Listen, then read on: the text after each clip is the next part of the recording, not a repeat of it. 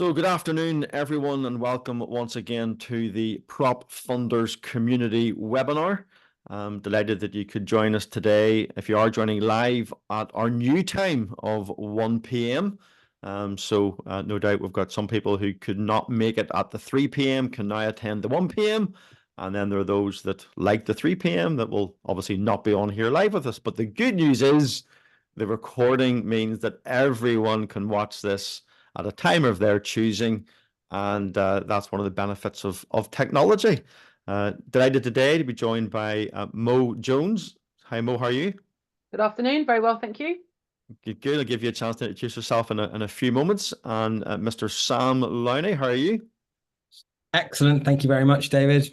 Good. Of course, you were on, I think, our second community webinar when we did a bit of look at the market and stuff. So welcome back to the illustrious PropFundrs community webinar. So we're going straight into today. Absolutely delighted. I'm so excited about today's webinar. I think it's going to make a fantastic recording for anyone involved in property development, even if you're an investor just trying to understand the journey that property developers have to go through. I think today is going to be a really, really valuable session, looking at the journey of a buyer using bridging finance. And of course, we'll get into that just in a few moments. But as normal, just a little bit of housekeeping for any new people who are just joining the community webinar for the first time. We don't use the chat box. If you do have a question, and we certainly encourage questions, stick it into the Q&A, and then a member of staff can go through and filter those and ask the ones that are sort of relevant at the time. If there are questions that we don't get to deal with because of time, then we're happy to do a separate email, get in touch with you and make sure you get your questions answered. It's all about learning. It's all about education. I mean, before I dive into the slides, just for both Mo and Sam, I mean, knowing both of you as you do, education and learning in the world of property is just so important. I'll let both of you sort of comment on that first of all. Well, Sam. Yeah. I mean, education and learning is everything. Without the knowledge of knowing what to do or how to do it, you basically haven't got anywhere to start with. You know what? There's this quick philosophy that money makes money once you've got loads, and I think that there is that compound effect. But actually, at the same time, you've seen a lot of people that win the lottery and they go to bankrupt. You know, so having the knowledge of how to compound and how to make money and how to build relationships, I think is the foundation. Along with building relationships, these two things together, and you can do anything. Mm-hmm. And I concur. I'm currently undertaking the mastermind course, which is part of the Property Investors Network. And so hello to any of my masterminders who might be on this call or watching the recording. It's a year-long program, so I'm very invested in learning more. And having sort of been dabbling in property for over 20 years, this was my first bridge. So it was a very steep learning curve, and hopefully that's exactly what David's trying to achieve here. Is that you know, it wasn't all plain sailing, and if we can share some of our learnings and knowledge, it might save other people a few quid. I like it. Okay, so let's get some of the housekeeping out of the way then. First of all, then we'll get straight into our bridging finance journey. So for any who are perhaps unaware, PropFundrs, we are a company that has a very clear mission statement, and it's to empower SME property developers to build more homes by disrupting the alternative funding market. So you know, we all know the current situation in the UK, not enough homes, you know, numerous government strategies that never seem to deliver, but there's a massive need for affordable housing, ordinary housing of all types. And we see it very much part of our mission to help provide the funding, the debt and equity necessary for particularly the SME developers, which is the one area that really hasn't come back since the 2008 credit crunch. But that's a story for another day. Now, in terms of if you want to go onto our website, propfundrs.com/welcome, we have a landing page there. And really, it's all about providing some education to developers, and then some services, be it the starter funding pack, which helps a developer prepare their specific raise for lending or equity raise. We also have a complete funding pack where we can actually be part of the team and work with the developer right through their funding journey. So that is, if you like, the core services of PropFundrs. It's all about helping developers save time and money, leaving them obviously to build more homes. It couldn't be more simple than that. On the welcome page, there's an intro video. There's a introduction to what we call the 6 steps to raising funds legally. You can see all that on the site, and then you can either leave your details, be part of our community, or book a call with me directly if you have a specific project or specific query about a project, and we can engage with you and hopefully help you on your funding journey. Another cool feature that we have as part of our website, if you are a developer and you've got a project and you're just at the early stages trying to understand, well, what maybe senior debt lending is out there for me. Brickflow is one of our funding partners, and their software is actually embedded in our Start Here landing page. So you can actually put in the details of your project, the location, obviously the figures, price per square foot, build cost, all of that.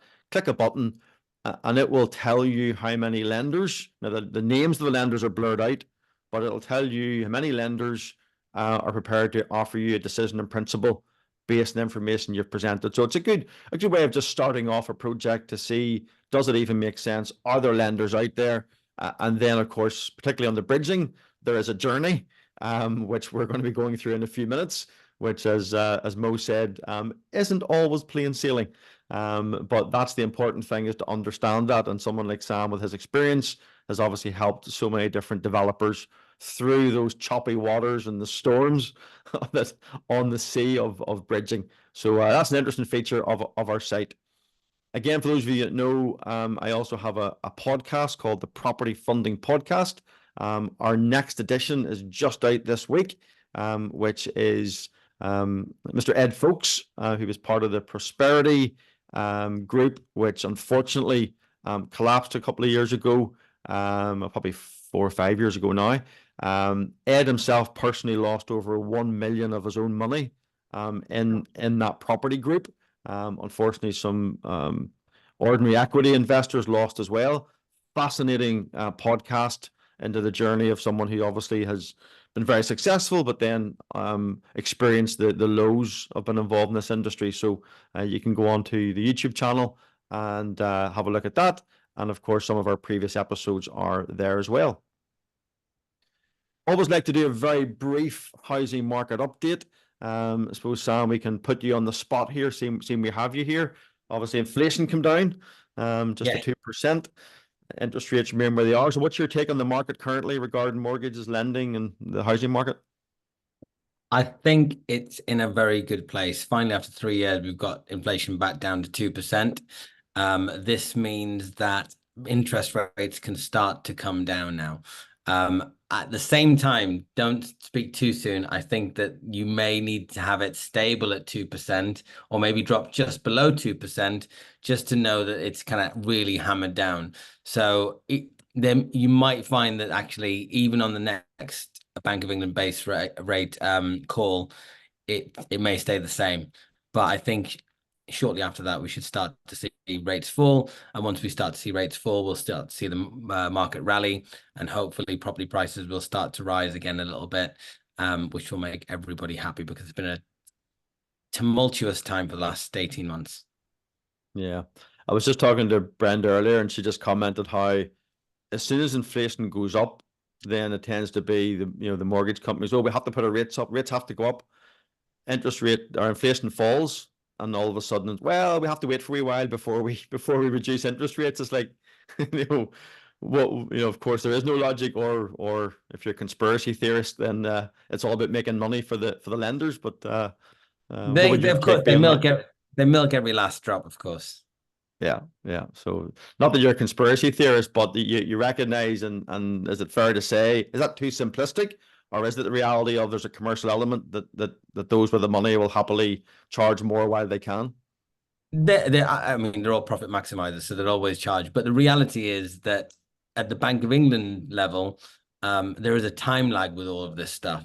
So they just need to make sure that any of the readings that they've got for wherever inflation is they just don't want to make too many decisions prematurely. So whilst it looks like it's coming down and that's the overall trajectory, they just want to make sure that it's absolutely hammered and nailed down.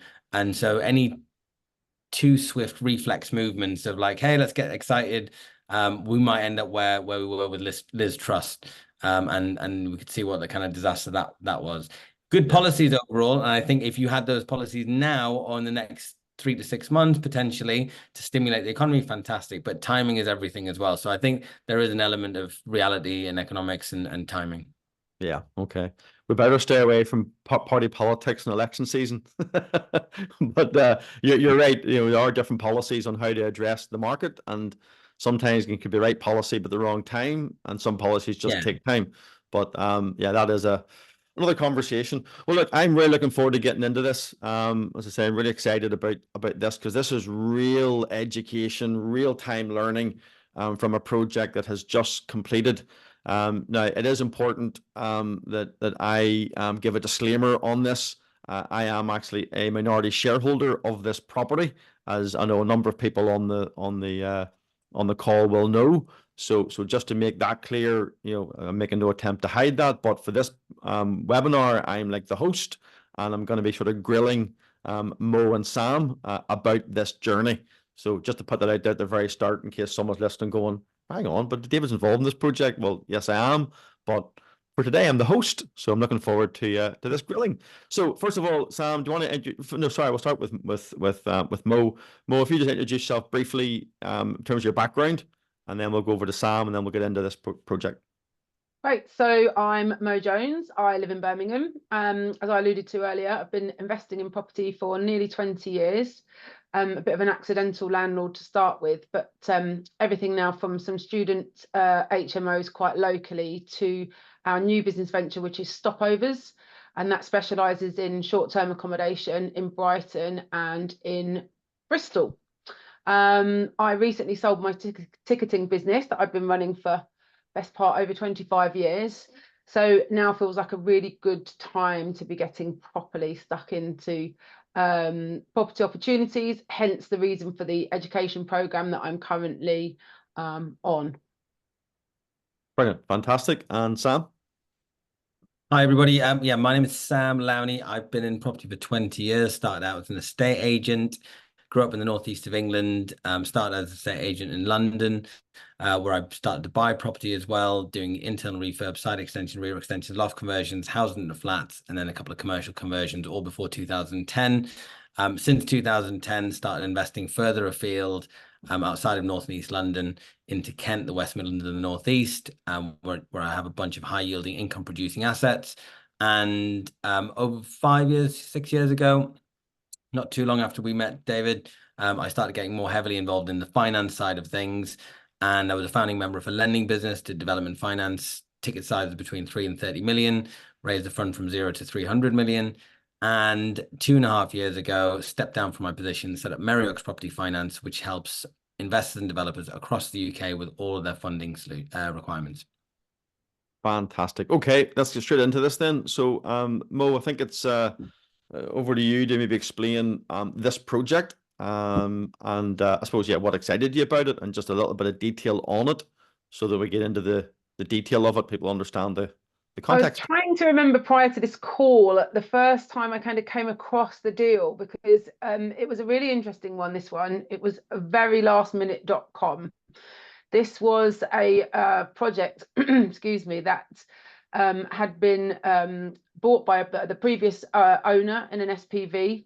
They had borrowed a lot of money to convert this property. It previously was a completely commercial property, and they'd converted it into a 6-bed HMO.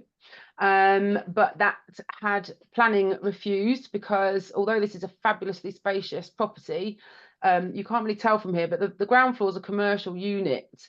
But the living space is downstairs. It's in the basement. So there's a small pavement skylight. You can just about make it out on that image there, which lets natural light into the kitchen, but very little natural light otherwise in that basement. And we think that's the reason why the HMO was turned down. So when we were presented with this, it was on a very tight time scale. The seller needed to complete within, I think it was 6 weeks or something like that. It was crazy short deadlines because they had to pay their bridging finance back. And as we all know, you definitely don't want to mess about with your bridging finance terms. So it was a bit of a beast of a project. Because we were buying below market value, obviously it was essential, well, not essential, we'll dwell on that for a moment. Buying below market value, if we'd got a normal mortgage on that, obviously we'd have got 75% of that below market value purchase price. So even though bridging is quite complicated and quite expensive, it made financial sense to go down the bridging route. And that means that in 6 months' time, we can look at a different exit, which is either to sell the property or to remortgage onto a more standard mortgage product. And at that point, recycle our funds out. So that felt like the sensible way to approach this one. And we knew it was going to be a bumpy ride. You know, everyone was like, "Are you sure you can do this in this time?" And obviously that's where Sam and his team came into the fore. And really it was in for a penny, in for a pound, and off we went. But the property is fantastic. It's 7 bedrooms, including that basement bedroom. It's right in the centre of Brighton. It's a BN1 postcode.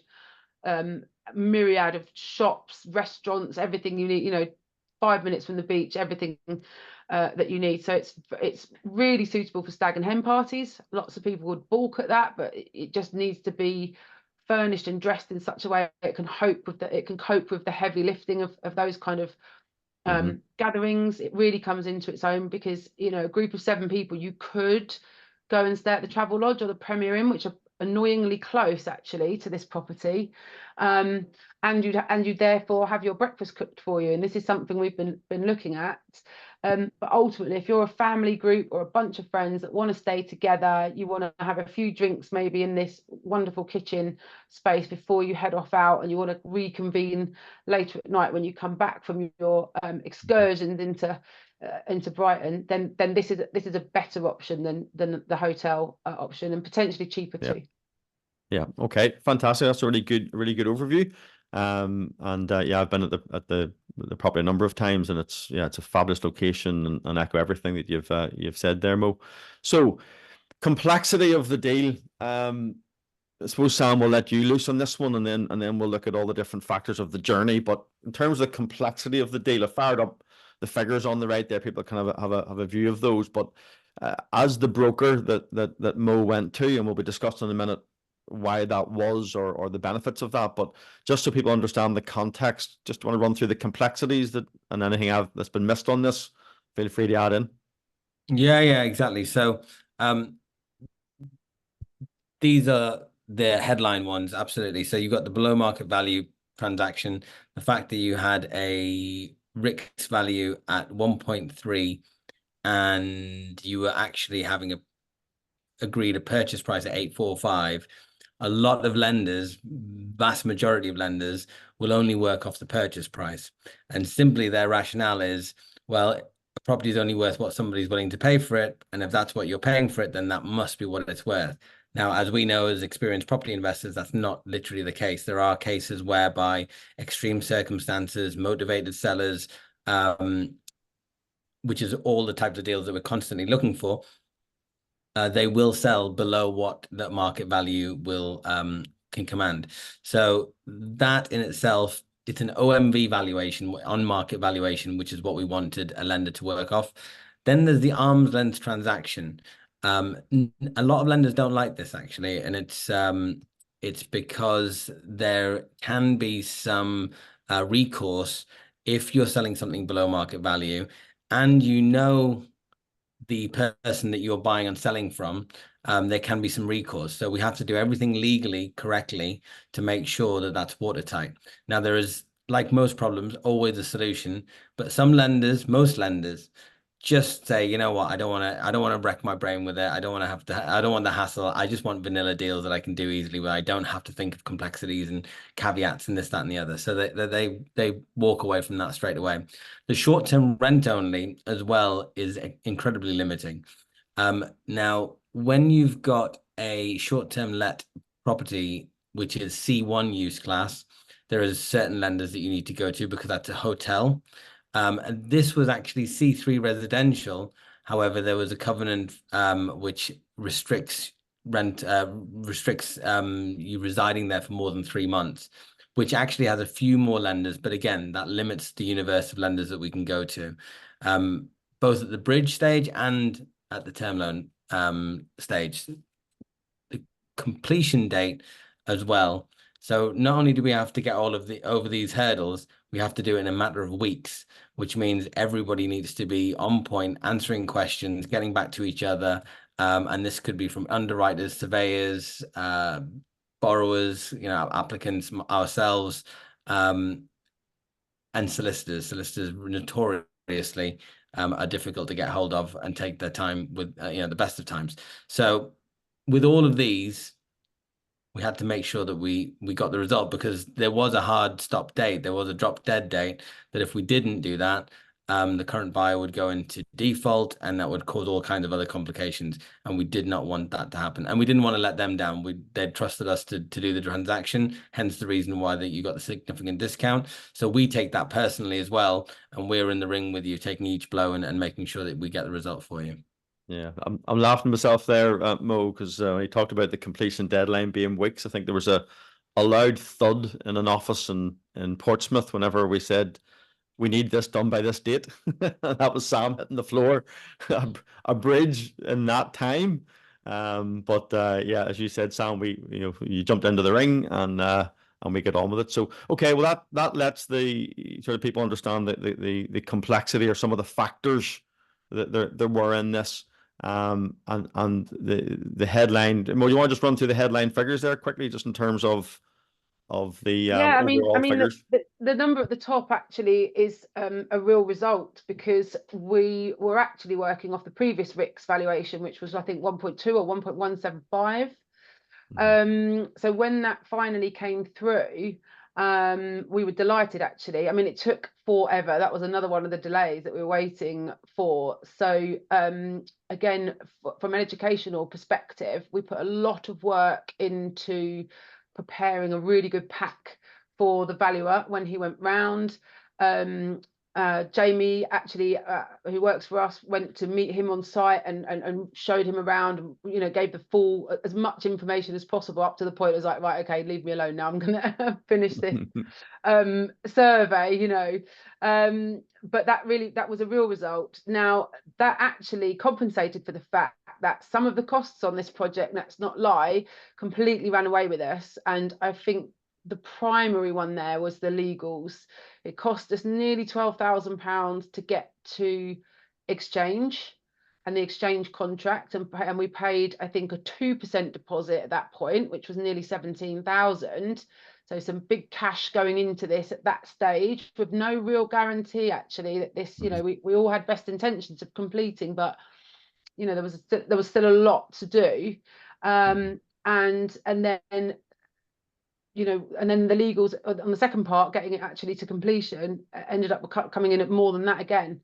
So it was very, very expensive to do the legals and do the legals quickly. And that was because there just wasn't enough time to reflect on everything that needed doing. The legal team were literally in doing it. Oh, sorry, we've just spent don't know what we've spent. So a word of caution and warning, really, when you do deals like this quickly, there's not time to reflect or push back on numbers. You just have to swallow them. So lucky for us, that valuation did go up and meant there's still healthy equity in this deal. So that was a good thing.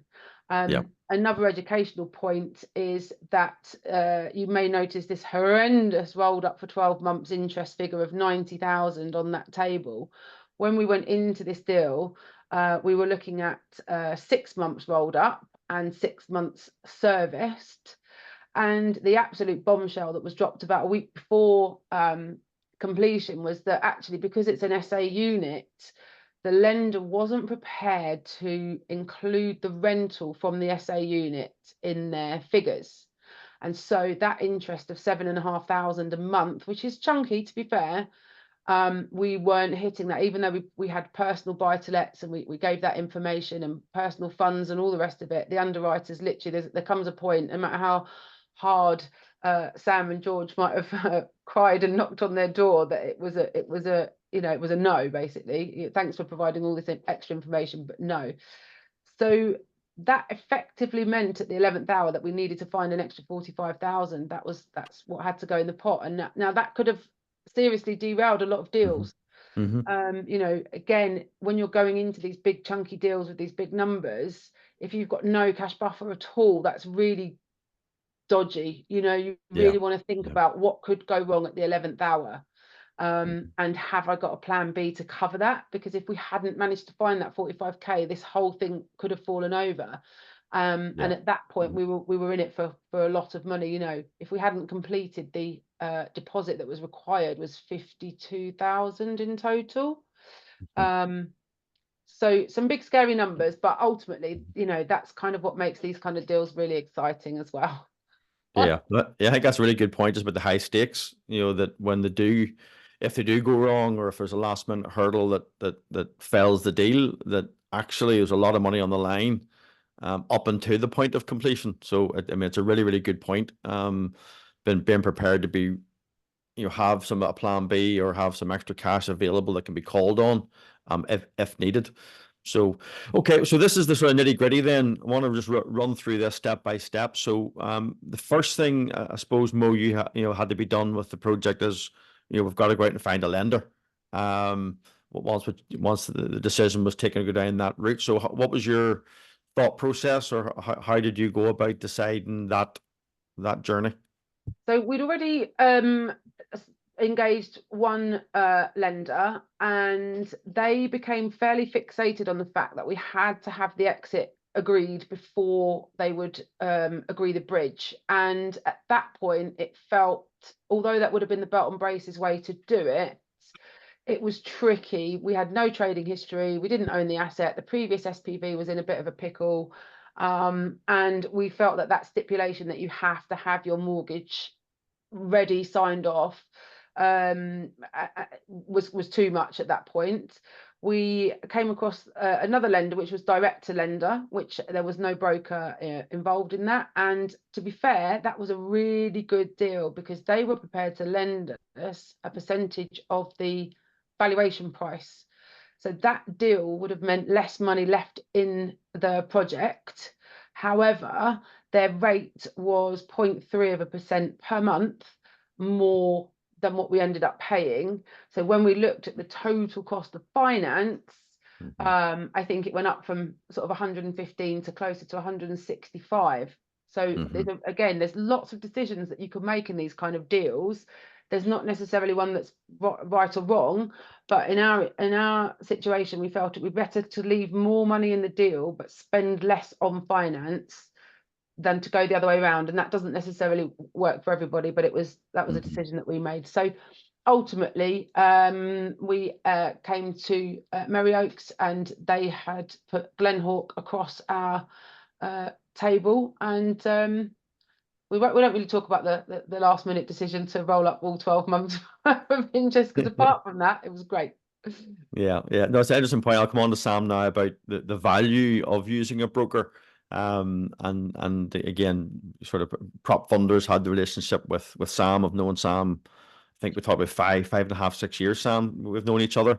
So whenever PropFundrs started, I reached out to you to say, hey, can we bring you some deals if we have them? You're obviously very happy with that relationship, so you are one of PropFundrs funding partners. So it was good to be able to sort of bring this together with Mo needing this whole journey of, okay, where do we go? It's a blank sheet. Had a chat with you. You obviously spoke to a number of different lenders, and then went with Glenhawk. But what are the advantages of someone like Mo, who this is her first bridge? What's the advantage or value of using someone like you, Sam?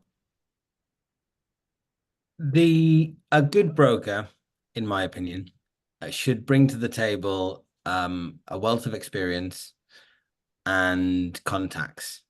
Those are the two most important things, in my opinion. Of course, I think if you put a dose of passion on top as well, that really does help, because sometimes, you know, these things. We have a kind of a saying in our office that everything is urgent, but some deals are more urgent than others. And it's just the fact that all the deals that we deal with at MerryOaks, at the very least, are somewhat complex in some way, shape, or form, and or have some level of urgency, because you're either getting a good deal or time is money, and the more time you're wasting, it's kind of cranking up on costs. So I think a good broker should be able to understand where you're coming from, what you're trying to do from the outset. And if they can do that, then they can go to the market in a more concise and efficient way to be able to come up with the correct terms that will solve the problem. Now, actually, if we remember as well, with Glenhawk, one of the problems that we had to overcome was that they weren't really comfortable with arm's length transactions from the outset. That was one of the points that they weren't really comfortable with, and they usually said that's against our policy.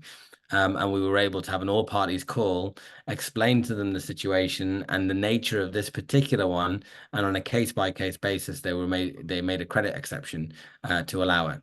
And I think that along the way, just to Mo's point, what, you know, every single deal has its own quirks and kind of colors and shades to it, that we need to make sure that everybody's happy. And at some point, well, you know, I hate to admit it, but there's always a little bit of give from either the lender or the borrower, or some, you know, somewhere along the line, everybody is kind of getting comfortable with each other at some in some way, shape, or form. And through those negotiations, if you've got somebody that you know is really on your side, and thinking kind of 2-3 steps ahead of how to have those negotiations, how to present that information, I think you have a better chance of getting more of what you want in your favor, than just giving in to whatever the lender's basically telling you, because they will generally try to just get what they want. And if they think that there's no other show in town and there's nowhere else for you to go, because you don't have a broker, you know, vying for you, and you can't demonstrate that you've got more than one choice, and they should be a little bit more flexible, there's no competition, they may just go for the jugular and kind of be quite rapacious and onerous, which is something that can be avoided, I think, if you are working with a good broker. Yeah, no, I think that makes sense. So, Mo, you've decided to go for the bridge route for the reasons you mentioned earlier. You've chosen your broker in Saam and MerryOaks, and George, worth giving a shout out here, was the person then that helped you with the onboarding. George. So that was I think you got to know him quite well over a space of a few weeks with all the phone calls and emails, etc. So for the first time ever doing a bridge, what was the onboarding process like? Was it different than you expected, more challenging? Any observations around that? I did feel like I was in good hands, to be honest. And I think Sam alluded to it earlier. You have to, when you know that timescales are short and you know the deal is complicated, you've just got to be all over it. I mean, you kind of wonder when you get to the end of these kind of processes, don't you, how on earth you managed to find the time to do those things when you were doing them. But it was very clear what was needed, when was needed. George was very good actually at following up. You know, this is the next thing that's holding us up now, let's get on with that. Sometimes there's a lot to do, and actually that's another job of the broker, is like, forget that for a minute, this is the next thing, this is the current blocker, and that allows you to kind of deal with it, you know, a step at a time, which is really useful. I think another tactic that was employed was, obviously you don't normally speak directly to the lender. We did have this all parties call, which was quite nice to meet the MD of the actual lender. They got to meet us, they got to see that we were serious and you know, experienced and all the rest of it.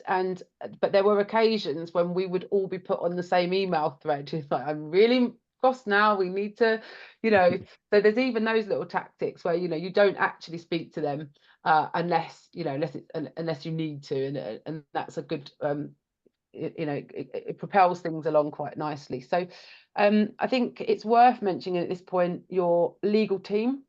Obviously, in these kind of deals, make sure you budget for not only your own legal team, but you then end up joyfully paying the lender's legal team as well. And there's an awful lot that goes on behind the scenes between the lender's solicitors and your solicitors. We often say we don't know what they're up to, but then when you see the size of the bill, you think, well, they've obviously been fairly busy doing something. But really important to have a lender on your side who understands there's going to be issues, doesn't flap when the next thing arises that needs to be resolved, and generally has got your back. I think that's another part of feeling like you're being looked after. Yeah, and Sam, I think the broker, you mentioned experience earlier as an important part of what the broker brings to the table. When you have the experience of dealing with the legal team of the lender, I guess you kind of know what to look out for. Or if a problem arises, you've saw this problem arise probably multiple times, and are then able to maybe give some comfort to the buyer that it's an issue that can be overcome. Yeah, we've seen most things over the last 20 years, but there's always something new as well. Every day the school day, so we try to stay humble. But at the same time, Mo's completely correct. One of the things that we talk about internally constantly is what is the next step, and what are we leading? Where are we leading everybody to? What's the first step of the process? What's the second step of the process? So the first is to do the fact find form and to make sure that we have a full understanding of what the deal is. And then the next step might be to instruct QS or for a bridging loan, it would be valuation, legals. And then from that point on, the underwriting questions come back, and you've got to answer them slowly but surely, whilst also making sure that the valuer is giving you a date of when they can arrive. And so there's just, one thing after the other. And then once you get into the legals, and looking through all the legal different, what are the easy ones that we can answer quickly? What are the ones that we've got to go and chase somebody that's going to take a little bit longer? So we can actually help get involved in even the legal process. We're not giving legal advice, but certainly from our experience and looking through legal points, we can see which ones are deal breakers, which ones we need a little bit more time to work on, which ones we can bat out the park straight away. No, that's very good. Thank you for that. Mo, you mentioned earlier the valuation, and I think, to be fair, it is important to draw attention to that, because normally what happens, probably 9 times out of 10, if not 99 times out of 100, you're hoping a prayer that the valuation might get near what you think it is, and then very often are disappointed, and then there's this bit of a Mexican standoff where you're very disappointed with the value and you're trying to argue it should be higher. But with this, there was a bit of a surprise that when all the factors were put in, no doubt helped by the fact, as you said, Jamie prepared a very good comparable pack, DD pack for the valuer, but it came in probably higher than what anybody expected. So I think that's a fair to highlight that it is, but in typical fashion, our offer from Glenhawk didn't actually depend on that valuation at all, because it was a percentage of the a percentage of the buy price. So on the one occasion that your valuation does go over what you're expecting, it didn't actually affect our bridging deal. However, it does obviously give a certain degree of comfort moving forward that was higher than when we'd first entered into the deal, and it helped soften the blow of those extra costs a bit as well. Yeah, and maybe just to say that rarely. Sorry, just to say that rarely ever happens. I've literally just done a finished evaluation that just came in today. 6 units, 6 lovely family detached homes. It was 10.2 million we were looking for, and we got 9.45. So that's typically what and I had another one actually. Guys just bought a property in auction, and they've gone for 2.5 million GDV with a 550,000 land price. He bought the land for 550. It's been valued at 2.25 GDV with a 250,000 pound land value.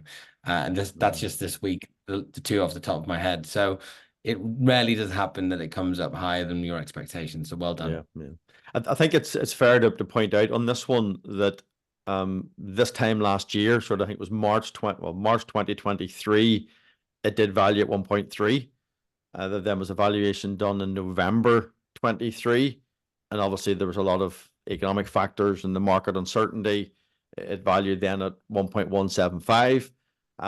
Perhaps it's a reflection of the market settling down a bit, and in some ways the readjusting of where maybe confidence is and the market is, that actually it got back to what it was a year previous.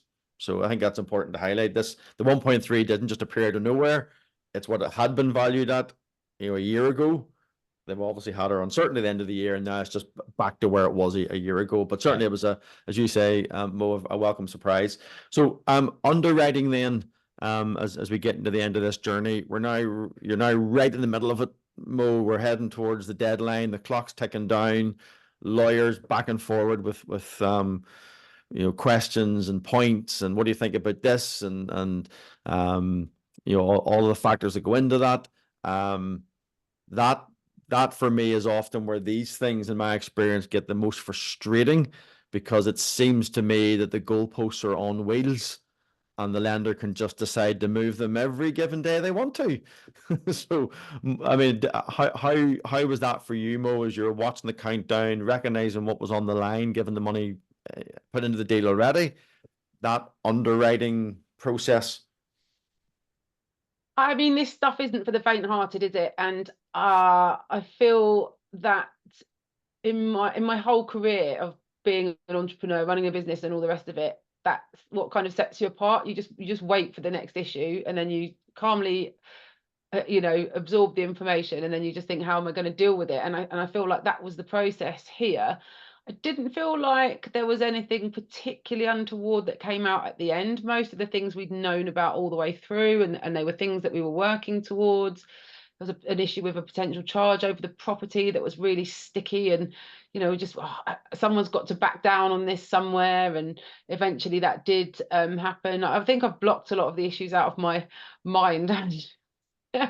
Now we're over the worst of it, but I think it's just being cool, calm, collected, and as Sam said earlier, most problems can be overcome. You just need to not panic. You need to have good legal people, good broker, good understanding with your lender, because ultimately everybody wanted to do this deal. The seller wanted to sell it to us. The lender wanted to lend to us. We wanted to borrow the money and make this happen. Sam and George obviously wanted to make it happen and work very hard for us. So in a way, it was almost down to the solicitors at the end. Like, we all want to do this. Stop being so solicitory, and get on with it. But solicitors will never say, "Oh, this will probably be okay." Yeah. I think you've said there, feel right on that point, Yeah, I think you've said there is so important, and Sam, maybe you want to comment on that as well. That where you have someone who owns a property wanting to sell, you have someone who's wanting to buy it, and you've got a lender who's wanting to lend. I mean, if you have those three things in the room, it's just a matter of getting the deal done in a legal way. Yeah, absolutely. Whether in business or in property, at the end of the day, once you've got willing parties on all sides, there should be nothing stopping you getting the deal done. However, there is due process, and in that due process, there are the legalities. And solicitors get such a bad rap from either estate agents or finance brokers, investment developers who are trying to just get deals done. And I do see where they're coming from, because it slows things down, and part of it is solicitors just being disorganized, taking on too much work, and literally just dealing with the case of the person that shouts the loudest at that very moment in time. That there is an element of that. But also we are dealing with a slightly archaic, old-fashioned system, which is great from one point of view, because the legal title here in the UK is one of the best in the world, and there's a reason why you can do so much business here. But it is a little bit antiquated, and I think there is room for digitizing it, so that hopefully transactions like this don't need to be as painful as sometimes solicitors make them to be. Okay, so we're going to move to takeaways in a second. So Sam, you can go first. The takeaways, you can be thinking about them, but just to perhaps put Mo on the spot a little bit, I hope you don't mind. But I think it's relevant to this deal. You mentioned your mindset as an entrepreneur, and I know you're obviously very successful in your ticketing business. You're very successful in the property business that you do. In the time I've known you, I think as you described earlier, you've got a really good ability to sort of absorb the information, analyze it, and then make a decision. This was as already been alluded to, a very, very tight timeline. Legals, you've got a solicitor who I don't believe you'd ever dealt with before. So it's like a solicitor that you use for the first time in this transaction, which in itself is obviously you're building a relationship there. And there were loose ends, there were complications. There's no doubt the lawyer at times was, are you sure you want to proceed with this? There's these things need to be checked out. So your mindset of an entrepreneur, I'm confident in the deal, but lawyers kind of saying, well, this could still be a problem and this could still be a problem. And, we would like more time to speak to that, to people who are on the call trying to see, are they the right character to be involved in these big, chunky, risky deals? Sure, and it's really important to analyze where you sit in that kind of risk reward sort of spectrum, because there's no point doing yourself in here. It's like if these kind of things make you really nervous and you don't sleep at night, then go for it. There are plenty of safer, more vanilla deals out there that can be done, and there's no point putting yourself that far out of your comfort zone that you make yourself ill. This was a lot of money, but fortunately I've done property deals before at this sort of level, and so I didn't find the numbers particularly scary. Now I say that because it didn't all go wrong and I didn't lose a massive amount of money in the build up to it, but you have to sort of, this could happen. What's the likelihood of that actually happening? Can I sleep until I get to that point where that box has been ticked? And I think that goes for anybody doing any kind of investment, really. You've got to be comfortable with where you are, with the people that are around you, the opportunity that's in front of you, and go from there, really. And actually, you know what? One of the things that I'm realizing about this mastermind program that I'm on now, with a cohort of 25, 30 people, there's such a willingness to help. I now have got a really amazing network of people that if things had started to go wrong, I can go back to that group and be like, oh, the wheels have started to come off. And generally, I think in life, in business, in property, people aren't out to get you. They're out, they will help you. So if it starts to look like it's going a bit wonky, reach out, and there are people out there that will definitely, a lot of this game is about, I'll help you now, you might help me later. There's an awful lot of kudos, I think, that goes with these kind of deals. So that would be my other bit of advice, is you don't have to suffer this stuff on your own.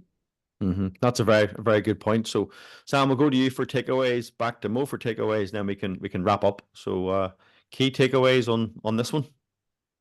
So as Mo said rightfully, when things go well, it's you think, well, actually we pretty much did what we set out to do, and as much as each deal is slightly different, this type of thing is bread and butter.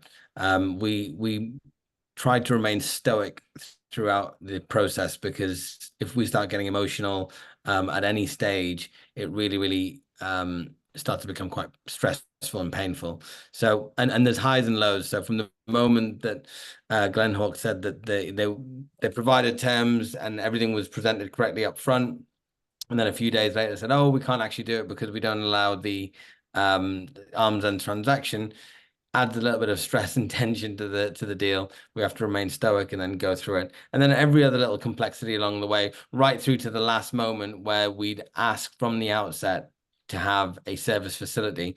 And they said, well, yeah, we'll check it. And then they checked it, and then they said no. And it was a little bit too late to maneuver at that point.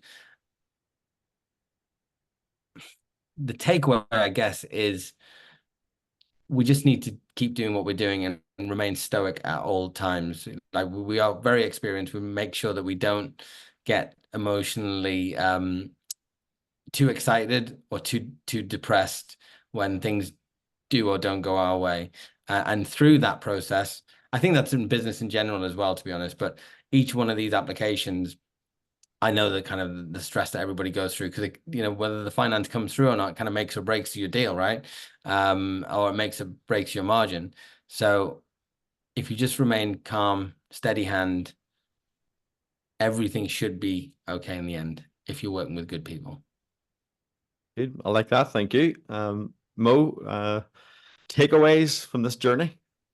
Yeah, I mean, I echo Sam's sentiment there, but I think coming into this deal and looking at how it all ended up, the takeaways for me are definitely make sure you've got plenty of contingency.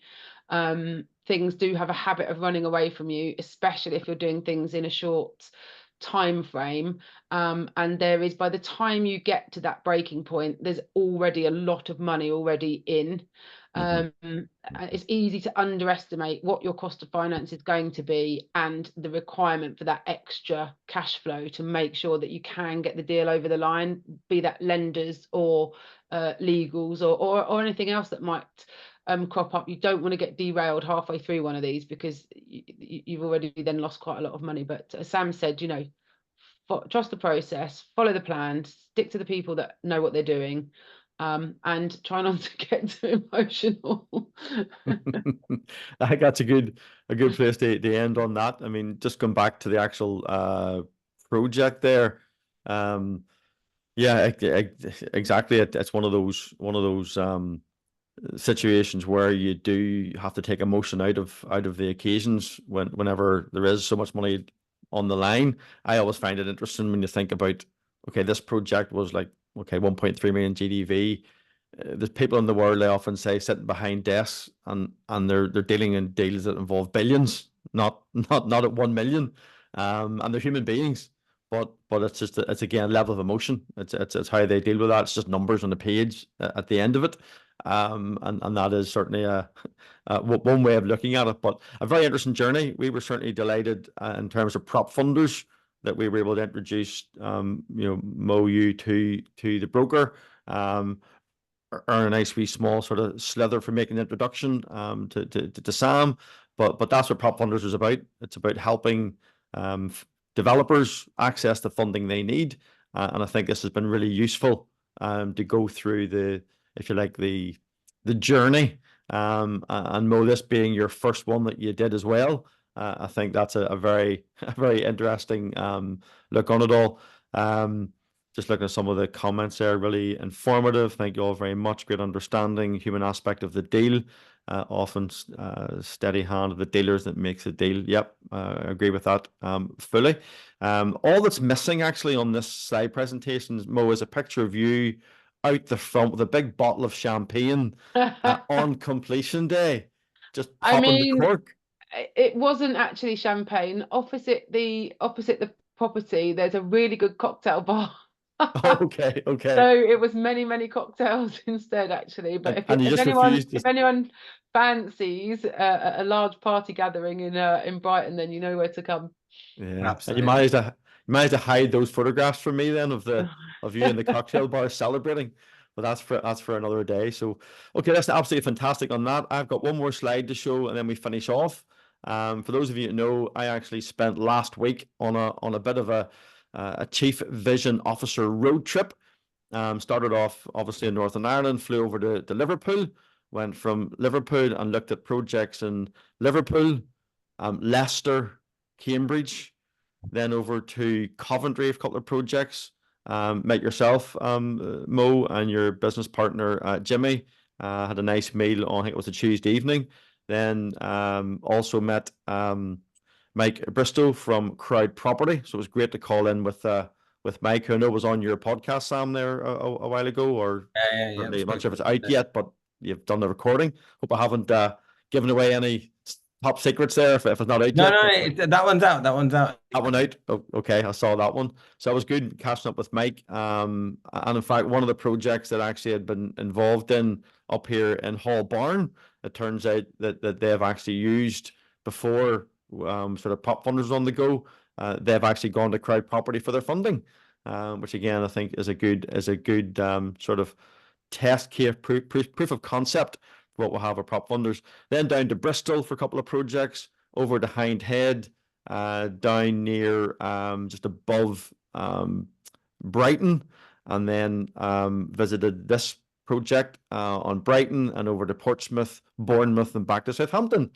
All that in a week, and obviously called them yourself, Sam, as well. Then on the Friday, so 934 miles was done last week, and a couple of nights car camping. So you can top right is waking up to the sun rising at about 5:30 a.m. and having a wee cup of tea, which was nice, and great just to visit so many different sites, so many different developers, and we'll be putting out updates for all these projects to the shareholders where it's relevant. So that was certainly an interesting week, but very, very beneficial and valuable. So I don't know who else is up for sleeping in a car for 2 or 3 nights a week, but Not me. I certainly enjoy the therapeutic nature of just on your own. I kind of like it. I like nature and stuff. I was doing some glamping a few weeks ago. I do think that's quite cool, actually. Yeah, I well, I certainly enjoyed a car though, Sam. Yeah. No, grand. Okay, so thanks everyone for joining today. Really appreciate that. I think that was a fantastic, so valuable. I think, and Mo, thank you for being so honest, because obviously this is your business, this is your money you're talking about. You've been very open with everybody in terms of your journey, in terms of your emotions and the risk and all of that. Thank you, Sam, for bringing your sort of professional expertise and what you did on the deal. Our next community webinar is on Wednesday, the 17th of July. And if you're not already, go on to PropFundrs site, register for our weekly funding focus, and you can create a membership, and you then can actually see all the previous community webinars, and you can also access it from our YouTube channel. So with that, I thank everyone for being here. Take care, and if you are going on holiday, obviously have a good holiday. And if you're still working away, I wish you every success as you work. So I'll say goodbye, everyone. Thanks, Mo. Thanks, Sam. Bye. Thank you, everybody. See you soon. Thanks, guys. Bye-bye now.